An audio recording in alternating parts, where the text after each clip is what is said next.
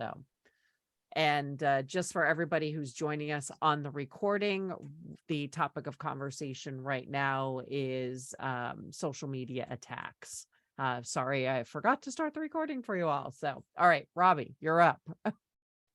Hey, so I think a couple of thoughts here. One is no person speaks for a community or a race, and what they probably don't know is that you're working with people of color on this. And so, everyone's got their issues that they want to put forth in the world, and this is a hook for them. Like seeing you say this gives them a chance to say something back, and they may have some really valid points. They don't know that you're on the same side. You're trying to get to the same end result. There are issues of white saviors coming out and trying to save the world on behalf of people of color, Black people, brown people. So there could be some history of that they're responding to. What you know, and the only thing that you can control is what you're doing, which is you are faithfully interacting with people of color who are holding you up and giving you sort of the go ahead to do this. That doesn't mean the people who don't know you are going to get that. And my personal thing on this is that I had my NPR interview go, worldwide around my topic of croissants versus bagels for networking. And I was told by a lot of serious and people who thought they were being funny trolls that I'm anti-Semitic because I was pro-croissant and anti-bagel. So wow. I'm also a person who was raised Jewish and grew up in New York and love a good bagel, but it's a metaphor, people.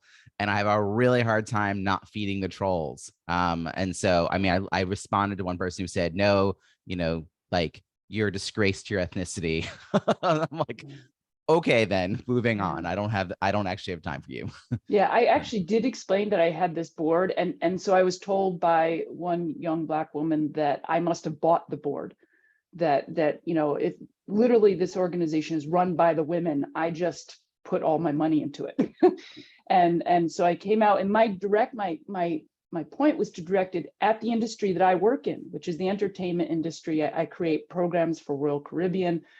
And so I was basically calling them to task about this because I believe so strongly in it. But you're right, they don't, and that's largely what my board said, is they don't know you.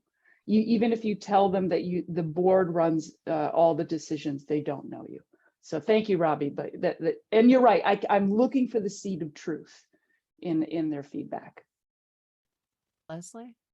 I think after an experience like this, it might make sense to have a couple of your board members do a TikTok with you. Because I do think the solo white person might haven't, TikTok is short. It seems like it's a format that does not require deep thought. So therefore it's the quick visual of you surrounded by where all three of you are speaking, by the way, you're not just the white woman in the middle, but I think that you would present a different visual might be a good idea for your next one. That's a very good point, Leslie. Thank you. Yeah, one of my board members said this wouldn't have happened if you weren't white. Oh, absolutely. Yep, exactly. Kat? So here's what I would tell you, and this is how we coach it to companies who have this problem. I only encourage people to respond to comments within about the first hour that stuff pops up, right? Because those are the people who you're really targeting. So like if you're pumping those algorithms, or when you post that type of thing and you're really focused on a certain type of audience, whether they're engaged with you or not, that first amount of time that those videos are up, that's who you're targeting. And after that, it really is kind of a troll-based environment. So as you respond, then that's where the algorithm is really, all you're doing is pumping it as you respond to those types of comments. So if you really get into the nitty-gritty of whichever platform you're on, you kind of have to not respond. And it's better if you don't. So I usually tell people for about the first hour, get in there, make sure, you put it up there on social media, be ready to engage and, and really be with your people. And then after that, you kind of got to let it go, because no matter how hateful they are, A, you probably shouldn't be reading them anyways. And B, you're in the wrong part of the algorithm at that point. So kind of keep that in mind as you post going forward, and let it rip. Thank you. Kat. Really good advice. Megan, I don't know how long your TikTok handle existed before you posted New. that. Brand new. Brand new. That you haven't established yet, Yeah. really the algorithm and the audience yet. Mhm. But Kat's, totally right that responding to a certain element will get you dropped into even more of that element. Mhm. So, all right, Chloe, you're up. Yeah, actually, Bobby said essentially what I was going to say, Oh. really, which was the fact, like, if your account is new, then like the way that TikTok works, you haven't quite found your audience yet, or the algorithm hasn't quite placed you with your audience yet. Right. And so so there is that. Two other things, and I want to signpost them so I don't forget them, because my memory is like a sieve these days. There's the intent versus impact, so remind me that I said that. And then, oh gosh, what was the second thing? This is the problem, y'all. Hopefully it'll come back to me, we'll see. But intent versus impact, I just sort of wanted to sort of bring that concept into focus, just because I know that in our bid to support Megan, to support you, that because we know what your intention is, we're like, you know what, totally fine, ignore them, they're haters. And to a certain extent that is true, but we do have to remember, especially when we're dealing with issues that involve power dynamics, that the impact is even more important than the intent. So oh, that was the other thing that I was going to say. So that being said, it is interesting to me that your reaction on LinkedIn was so much more positive versus the reaction that you got on TikTok, excuse me. And yes, part of that is the audience, but I think also part of that is the platform. So I might consider, and again, I'm not sure what your strategy, your visibility strategy is on the back end, but I might consider the choice of TikTok being your platform, only because, again, like Instagram, but like on steroids, it is not necessarily a place that people are going for like super in-depth dialogue, right? People are mostly going there to be entertained, and to be to have their hormones stimulated, right? If I can get into more like specific stuff, right? Into more brainy, nerdy stuff. And so for that reason, I might reconsider TikTok, but again, it depends on what your visibility strategy is. If you're planning to be in there for the long haul, right? If for some reason it is a key part of your strategy, then absolutely stay there. But like, yes, you will have to be in it for the long haul to, again, have the algorithm help you find your audience, etc. So those are my thoughts. Thank you so much for bringing in bringing in the exact neurotransmitters. All right. Other people with input for Megan? Yep, Annie?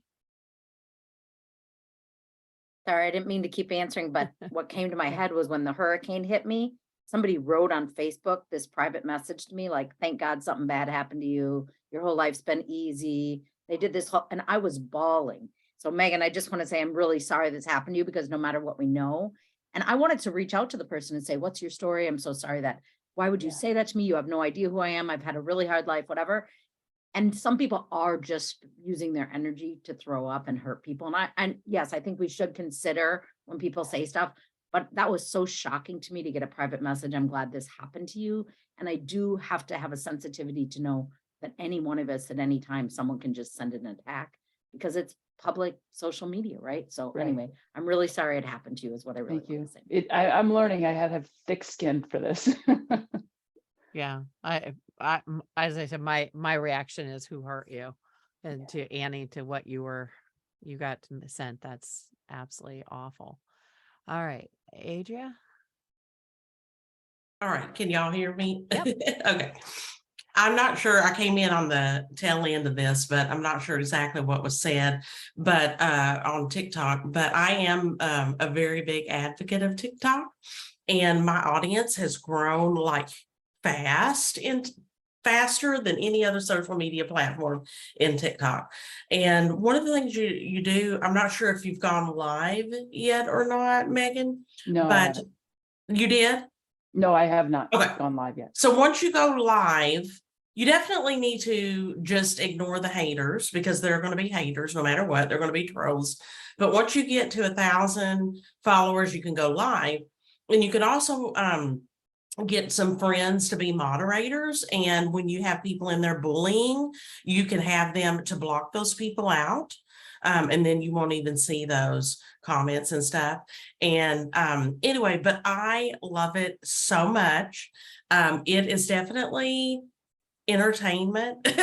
So yeah, I mean, there are some people in there that's given valuable information, and so you will have to find that correct audience. But I will tell you this, if y'all don't already know, go to your profile on occasion and clear out the cache, because that builds up quickly, and that actually sets your algorithm. So if you will click on that to zero it out, whatever you start watching and clicking that you like and all that, it will build your audience. It will build the people that you want to see. And so just about every day, because I watch it so much like TV, I go in and clear my caches every day, because a lot of times I'm up in the 200 million caches. So because I watch so much of it, but I encourage you to clear that out so it will reset your algorithm every day.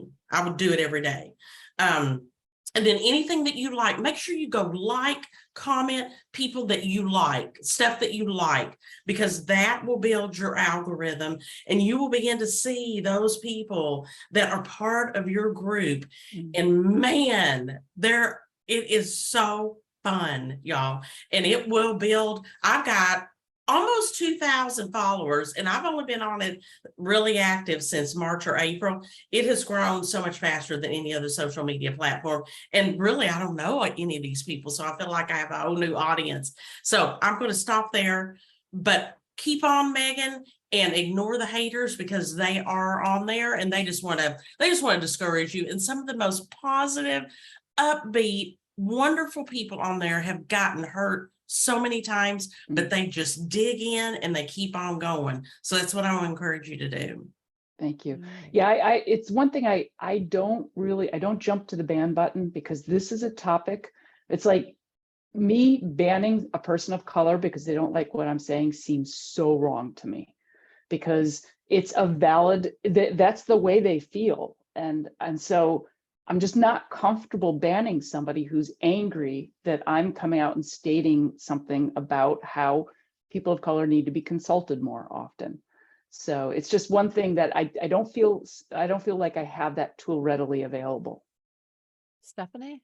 Yeah, I just wanted to add that I have a following on Facebook, Instagram, and TikTok, and I didn't like TikTok. And what I noticed is about TikTok, I like TikTok now. I have almost 14,000 followers on TikTok, and that grew within the last month from like 1,500 to 14,000 within the last month.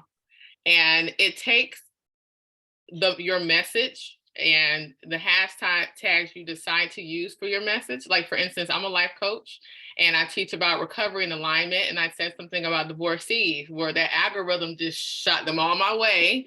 And it turned into a funnel where it's like, but I need help. How did you get through? How did you transform? How did you this? How do you that? Like, people on TikTok are more ready to receive. They're really big on information sharing and learning and lives.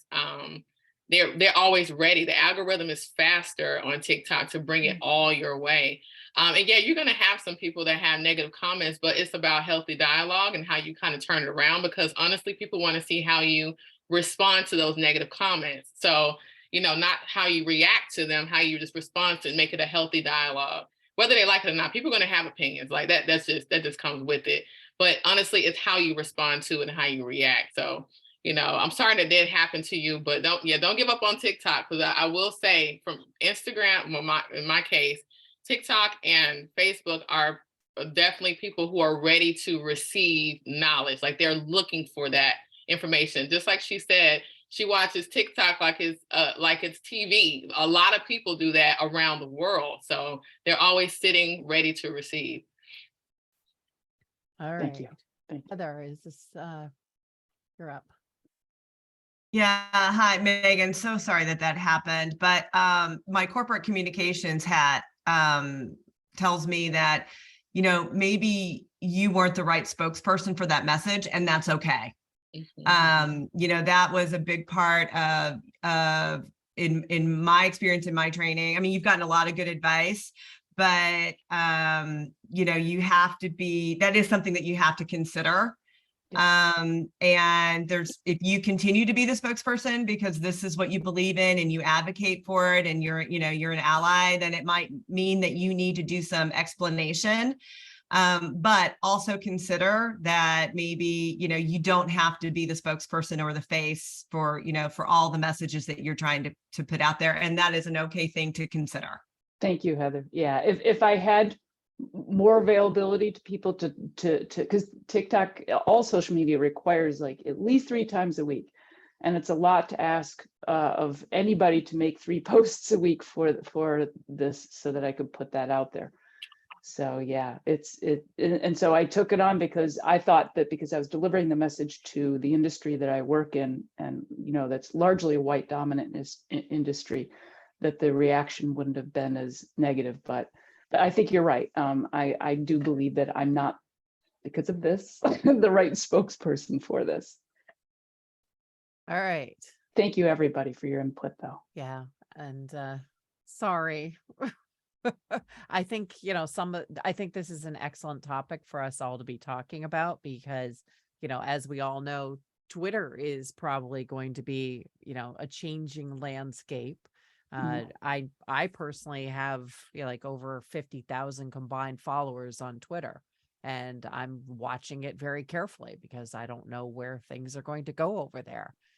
Seeing that the chief people officer for Twitter has left of her own volition, she was actually not one of the layoffs.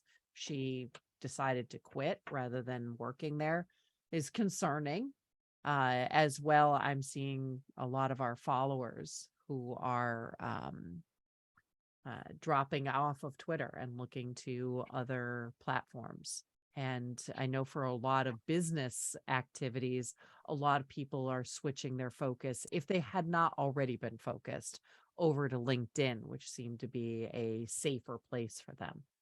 So just, great conversation, something to keep watching, and yeah, fun stuff. Other people have questions or topics to bring up today?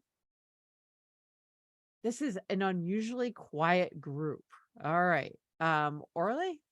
Yeah, I actually, excuse me. Oh, sorry about that. I need some of that tea that people are always talking about on Fridays. So I was actually going to ask if anyone's using Clubhouse anymore, because it seems like that's sort of going the way of the dodo. Is that ever what's Keisha Marie is waving frantically. Hey Keisha, how's it going? I'm still working on my homework assignment that you asked me for last week. I promise it's going to happen real soon. But I actually am using Clubhouse. I'm a part of a women's veterans group, and we get together every Tuesday night at 7 p.m. And it's funny that you bring that up because I was going to ask a question about creating a club of my own on Clubhouse. So I think Clubhouse is still going. I do believe that and kind of how we said it when we were having our conversation when we were working together about weeding out and making sure that we, do the right thing and just pay attention to the right clubs. They actually this week, they came out with like different houses. And so I'm so new at this. Robbie might be able to chime in on this because he knows everything, but he says no. But they just came out with houses. So I am just like, I just saw it yesterday. And so I am noticing that you're doing things within the houses or something. I guess you can have like chats or like more of a back channel chat that you can do on Clubhouse. So it's pretty amazing. I think Clubhouse is really trying to step up their platform and make sure that they're weeding out the conversations that don't need to be had. That's what I'm starting to realize. So I think Clubhouse is still there, Orly. I think so. So that's my 2 cents. I'm gonna mute now because I see Erica waiting. Yep, Erica. So this is just a little bit of a more general than just Clubhouse, but I am a huge believer, you know, early in the social media stages, it was like, you have to be on every single platform. Same with early in the blogging world, the first bloggers were like, you have to blog every day. And I was like, you people are fucking out of your mind. Like, it's just going to be trash. So the things that you love to do and that you are going to do consistently over a long period of time, that's the platform for you. If like Facebook makes my skin crawl, I'm not on it. I am not going back to it. I have been off it since 2016 for all of the obvious orange reasons. Like, if you hate a platform, you're not going to do it, and you're not going to do it well, no matter how great it's supposed to be. And your audience is everywhere. It's just different segments of your audience.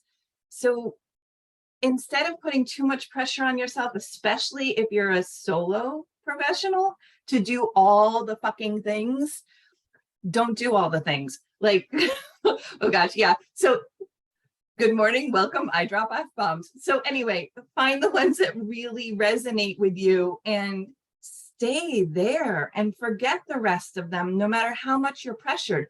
Adria loves TikTok. So of course she's going to be a rock star on TikTok because like it's her jam. That's not my jam. So I would suck at TikTok. So go where your jam is, and that's where you'll find your people because they have similar jams. Thank you for coming to my TED Talk. I'm totally quoting you on the don't do all the effing things, Erica. All right. I'm happy to be quoted. Kat. Okay, so I apparently live in this world more than I want to acknowledge. However, you're exactly right, Erica. There's way too many to do all of them. But to Precious's point earlier, you have to go where your people are. So LinkedIn and Instagram are the two largest B2B platforms currently. If you are living in the B2B world, then not so much where you want to be, but where you should be. And I don't like to should on people. However, if you want to be in the B2B space and you're selling on Facebook, it's going to be a harder path. I mean, you can do it, but it's going to be harder. If you're in the B2C space, then places like Facebook, excuse me, Facebook, TikTok, places that have a more consumer-based environment are where you should be. If but you have to know those personas. And if you're everywhere, then I suggest you get a piece of software that's going to post everywhere. But if Clubhouse is where you're converting, then go to Clubhouse. If you're converting on LinkedIn, like Precious said, then go to LinkedIn. You have to know your place or it's going to be a nightmare. All right, Chloe. Sorry, I have a thing about personas. I'm not going to talk about it though. It's a big thing. I'm not going to talk about it. However, you know what? I didn't even hear the question. I just wanted to respond to Erica, and I feel kind of bad about it too, but hopefully this will be useful. And the response is this, that I said this in the chat, but the science does not support being everywhere on social media, especially given where people are mentally right now. Like, we are in so many states of mental fatigue, including attentional fatigue, including the ways in which our brains are aging unhealthily because of the economic situations that we've been through over the last decade or so. So many different ways in which our brains are just in hyperactive filtering mode. So you being everywhere is teaching people's brains to ignore you. Okay. You have to be strategic about where you're selecting to be. Being everywhere, that's not the answer, especially if you're a solo person or if you're a smaller business.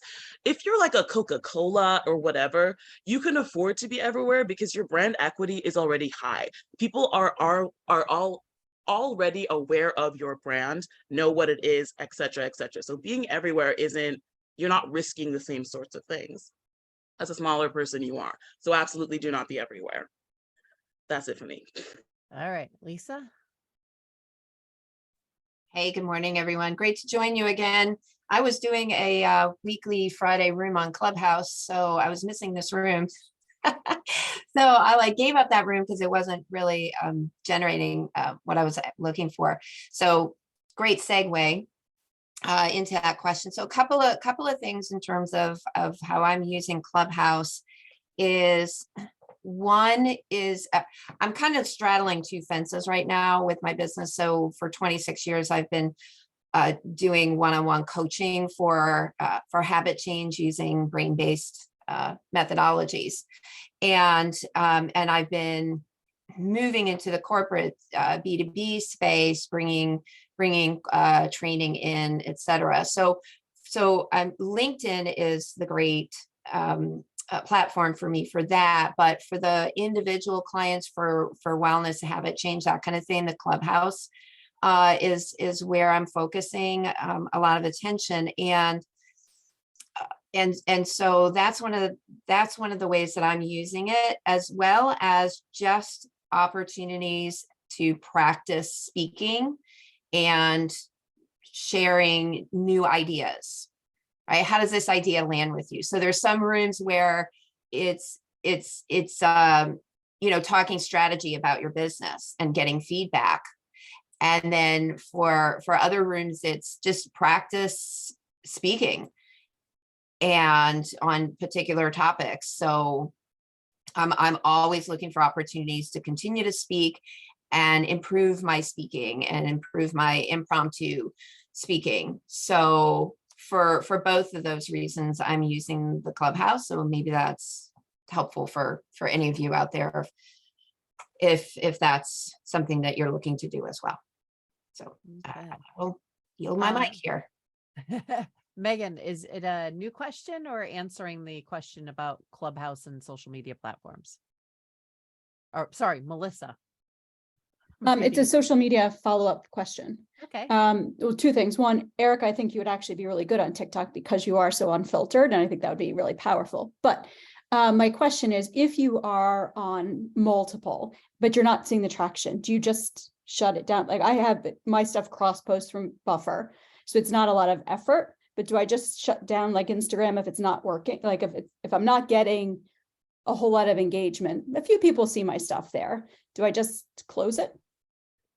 I actually usually recommend when people are not continuing with a social media platform to direct it to a platform you are active on. So instead of deleting, instead of just walking away, find me on Instagram if that's where you went, or follow me on LinkedIn.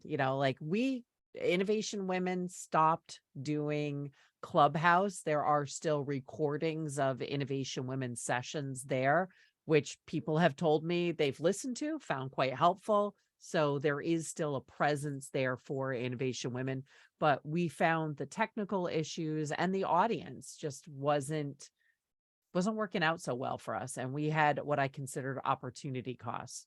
The hour and a half that Emily and I were spending on Clubhouse on Friday afternoons could have been better spent some other ways.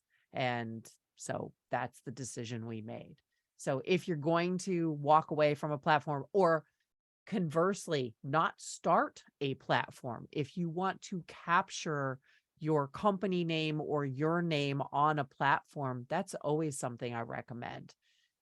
Make sure that nobody else squats on your name on a platform that you just haven't gotten to yet. So grab your name and fill out the information in the profile and send people to where you're active.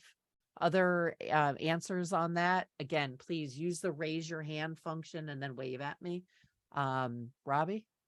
I just put a link in chat, noem.com. If you click on that, you can find your handle on every platform there is in the world and claim it. Great for personal branding. Awesome. Okay. All right, Heather, did you had a different question? I did. Well, a comment. First of all, where's Erica? Wave at me, Erica. Erica, where'd you There go, she babe? Erica, you're like a Disney, like a mom in a Disney movie, but with a potty mouth. So I'm here for it. I love it. So thank you for that. Thank you for being unfiltered. I appreciate that. Bobby, it occurs to me because over the last couple of weeks, I've missed a couple of weeks, but every time we get together, we have these topics about dealing with hecklers and dealing with haters and things like that. And I'm going to tell you right now, first of all, if you want to hire me to do a 15-minute call and I'll just hurl insults at you as a comedian, then I will toughen you up like so flipping fast. But no, but seriously, I feel like there is an opportunity to, we've talked about this before, get the comedians in the room and help people kind of how to handle the heckler in your audience and in your head. Because, and if you can't hire me, no, I would just talk to you because I'm fun like that. But go take a comedy class, y'all, and do some open mic stuff, and you will develop a thick skin faster than you ever dreamed of. And so I just wanted to just kind of put that out there.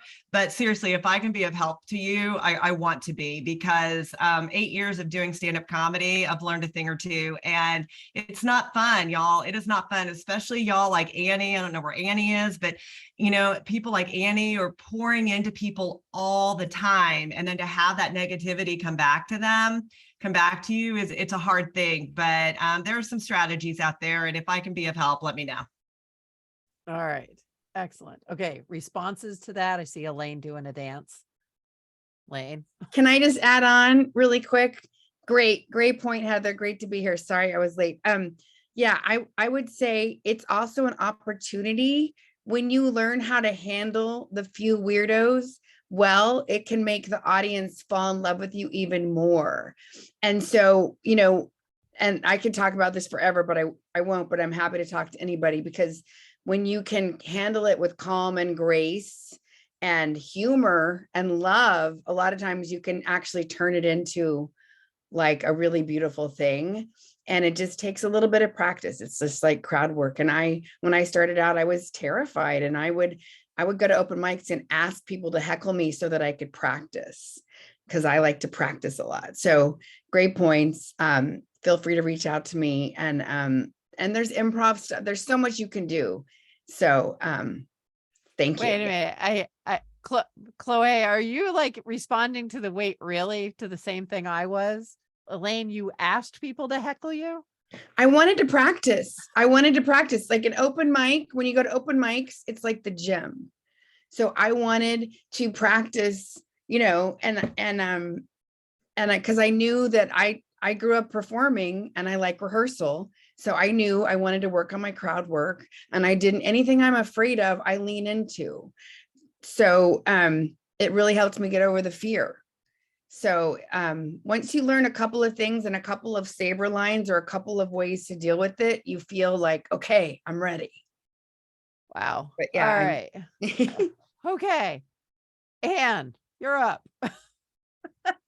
Or you? Hey, everyone. I've got 2 notes and then a question. So the first note is, I know we hear a lot about Talkadout on these calls, and I got so curious that I went to a Talkadout webinar the other week, and I'm going to post the recording in the chat. It was hosted by a different company called Speakerflow, but they had the Talkadout founder, Ariel Moody on the webinar, and I thought it was really, really great. Did I say it right? Ariel? Is it Ariel? Arel. Good thing this is recorded. Okay, Ariel Moody. So I'll put the link in the chat. Obviously, I was paying a lot of attention during the webinar when he said his name. That's the first thing. The second thing is, I'm a career coach and I'm hosting an hour of free live career coaching for resume and LinkedIn questions tomorrow. I know it's a Saturday. It's from 9 to 10 a.m. Eastern. I'll put that link in the chat. If you or anyone else is going through a job transition and would like some free career coaching, please send them the link and they can hop on the live stream and we're going to do coaching live. So I want to put that out there. And then the third thing I have is actually a question. And Robbie, you actually might be the person to answer this one. I recently came up with a talk name that I'm not going to share with y'all because I want to trademark it first. But in addition to my brand name, do people also grab social media handles for stuff that they want to trademark, like their book name or their like talk names? Yes. Yeah. So I need to basically have a bajillion accounts. Okay, I see nodding. And I would go to GoDaddy too. Get the Yeah. domain right that's- away. That's Already actually done. the thing I would do more than having multiple Twitter accounts. I would just get the Okay. domain so that Snag the domain. And if you're Okay. buying a lot of domains, like I buy a lot of domains, there are certain websites that allow you to buy domain names cheaper or have volume discount programs. So when I'm buying stuff on GoDaddy, I have their volume discount. I buy domain names like most women buy shoes. So I love that. It's my dream. Okay. the GoDaddy, it's a discount program, and it also supports me parking the domains that I'm not using. And I also get, I think it's like free sales. I recently sold a domain. It was so exciting. Someone gave me lots of money for something I've been paying lots of money for over the years. I think I might have actually broken even. Very proud of myself. So yes, check out GoDaddy and their discount thing. I don't know. I'm not a huge fan of GoDaddy, the company, but that particular thing has actually worked out pretty well for me. So, Okay. I was about to write a post in here that they turned the corner on their sexist ads a few years back. I still have a bad feeling about them, but they did make an effort. Somebody just asked what domain name I sold. It was fundedfounders.com. Because I had previously had an idea for a business on it. I have ideas for businesses daily, and it's a problem for me. Look, a chicken. I buy domain names when I have business ideas. And for anybody who doesn't know me, I don't introduce myself in these things because, hey, I'm the founder of Innovation Women. That's all you probably need to know or care about. But my day job is I run a PR and marketing firm. My night job is, for many years, I ran a startup event in Boston called Innovation Nights. Innovation Women's my third company. I call it the dream job, day job, night job, dream job.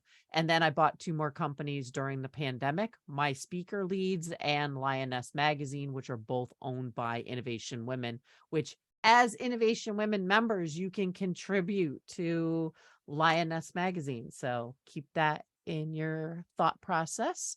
So, all right. Anne, did you get an answer to your question? Yes. Thank you all so much. Appreciate it. Excellent. Awesome. All right. Chloe, you're up.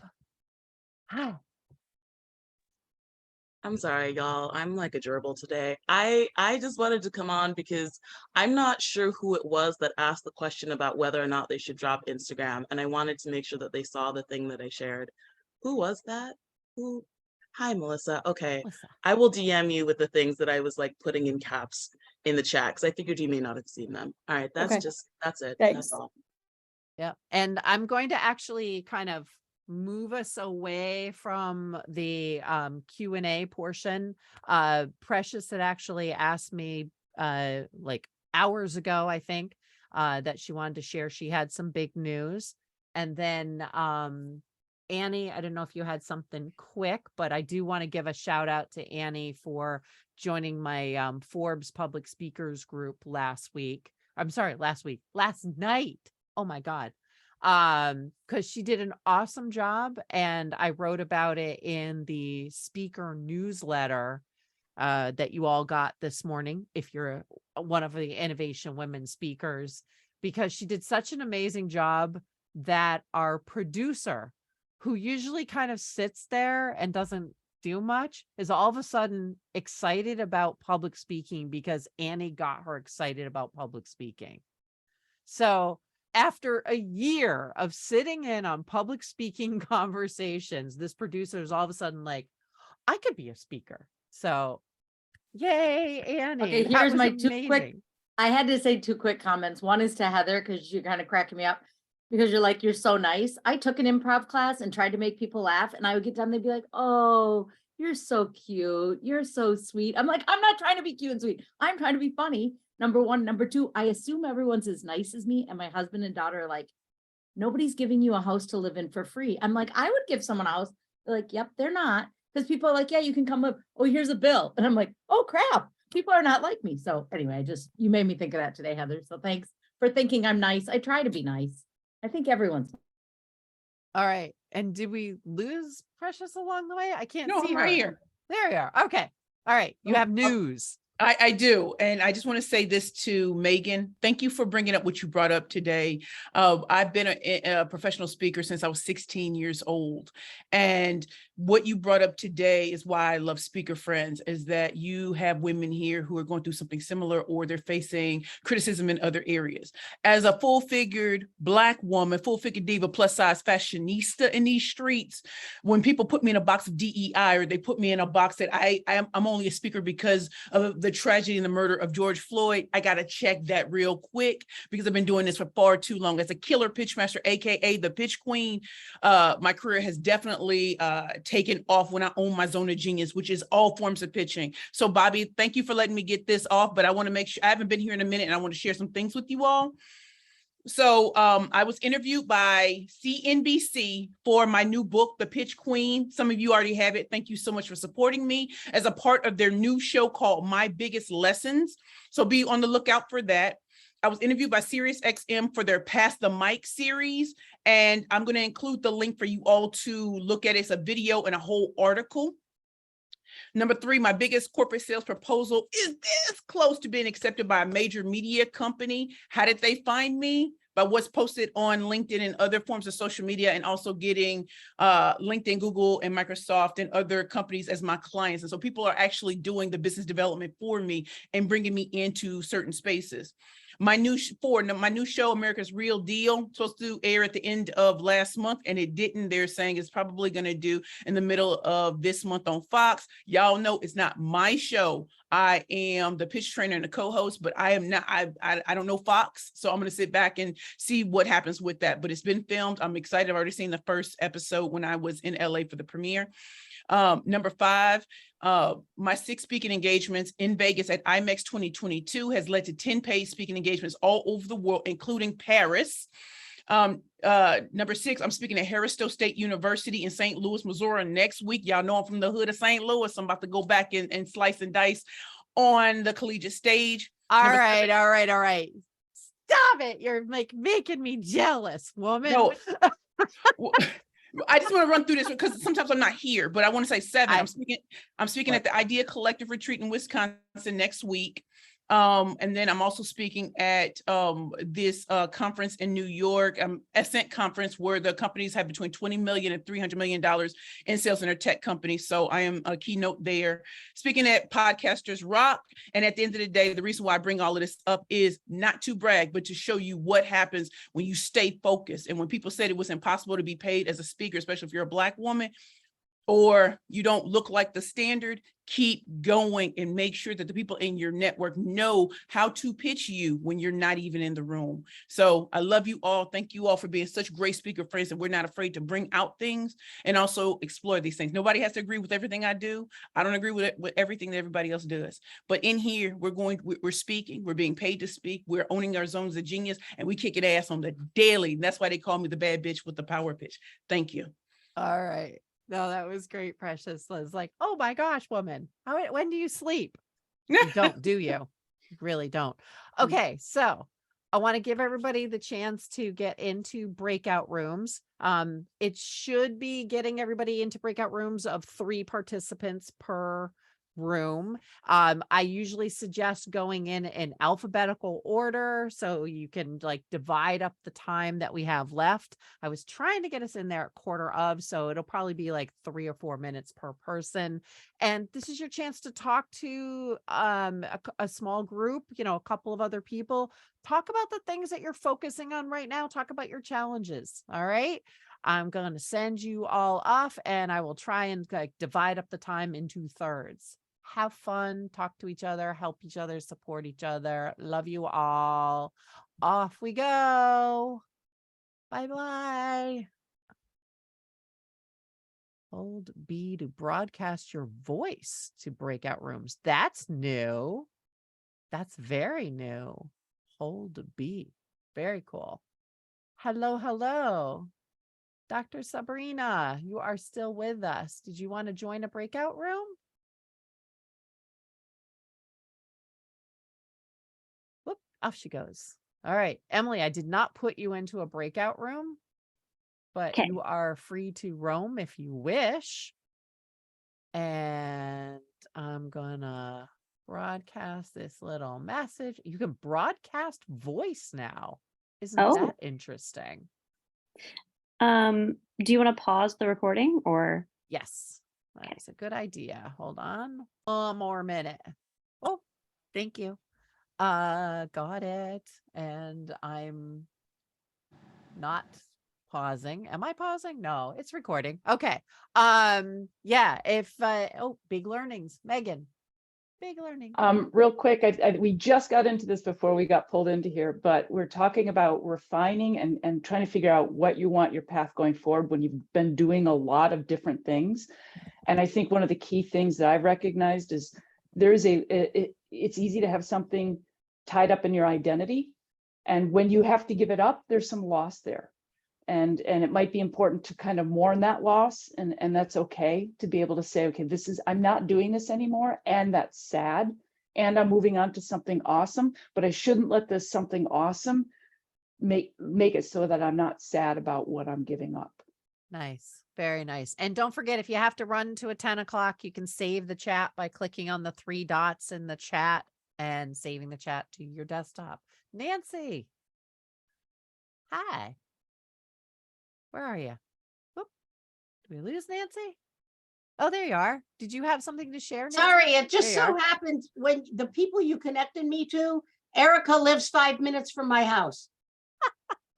Nice. So we're going to meet up for lunch and we're going to talk even more. How could that? What were the odds of that? That's fantastic. My I favorite love it. restaurant is a mile from her. That's terrific. Okay. Stephanie. Oh my gosh, Sharon blew my mind sharing about Prezi Video. If you do not know about this, find out. I was like, Sharon, do you have an affiliate link? And she was like, well, I don't think they do that. So I said, okay, wait, check it and make sure if you get an affiliate link, let's connect and I'll go through you. Blew my mind. Thank Sharon you. has actually did a demo for us. I want to say like a year ago, maybe. It is a mind-blowingly good tool. And she is a master and she's like working from templates that she says are available to all of us. So when she did a demo, it was really impressive. Robbie? I put it in chat, Robbie, but I have some tips for you on how you can set up those rooms that we have a countdown clock showing in the top right corner. Oh, great. And then we don't have to click the pop-up button to go, and we'll only have 15 seconds when the room closes. So follow those steps and it'll help you manage us. Excellent. Thank you. I know you do this every single week, and we're just starting to do breakout rooms. All right, Keisha Marie. Actually, in my room, we had a question about basically a challenge. And I remember seeing it on one of your Bright House talks that you hosted a couple weeks ago. And one of the speakers in our room, she shared about how having a challenge of being monetized, being paid for speaking. And so I remember whoever the presenter was, she was talking about the sponsorship and getting sponsorships on the presentations. I know it was like not too long ago. And so I wanted to bring it up so that perhaps you could drop it in the chat before we hop off. But actually both of the speakers in the room, that was their thing. If they want to get paid for speaking, because hey, we got messages that we want to share. So I just want to throw that in there. So thanks so much. I just dropped that particular one in the chat, but you can find all of our webinars on the Innovation Women website. There is quite literally like 100 of them, I think. So all different topics, and they are you can find them all just with the descriptions and the titles, and it'll take you off to the Bright Talk. So helpful things. All right, Julia. Is that including the Prezi? It is not. I do not remember if we recorded that or not. But maybe we can have Sharon back again and have her do that, because it was super good. Is there a link to the templates that she has? Again, I would have to ask. You don't her. know. Okay. Yeah, it was. Okay. I remember her doing it at the time and me saying, "Ooh, in my spare time, I'm gonna totally check that out." Right. You remember when last time I had spare time was? Me neither. Yeah. All right, gang. Thanks. I want to make sure everybody's off in a timely fashion. We're a little bit late to end today, but thanks for joining us, and have a great weekend. If you want to come back, I'm doing Speaker Friends West Coast friendly hours at noon today. Talk to y'all soon. Bye. Hang on, I gotta save the chat. Yep. Save the chat. Save the chat. Yep.